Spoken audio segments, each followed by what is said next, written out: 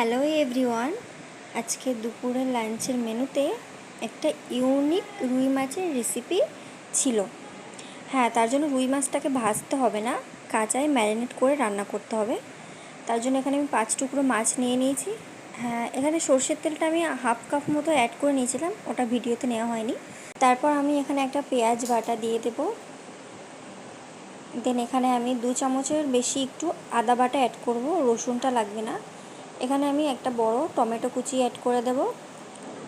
হলুদ গুঁড়ো দেব পরিমাণ মতো, ঝাল লঙ্কার গুঁড়ো দেব ঝালের জন্য, আর রঙের জন্য একটু কাশ্মীরি লঙ্কা এখানে অ্যাড করে দেব, স্বাদ মতো লবণ দেব, আর 2টো চেরা কাঁচা লঙ্কা দেব।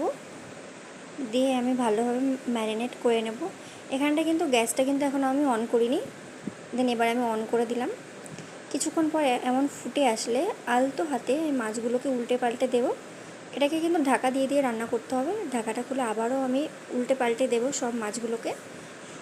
মনে রাখতে হবে গ্যাসের ফ্লেম একদম লোতে রেখে ঢাকা দিয়ে দিয়ে রান্না করতে হবে। এমন মশলা দিয়ে তেল ছেড়ে আসলে রান্নাটা আমার হয়ে গেছে একদম অল্প সময়ে।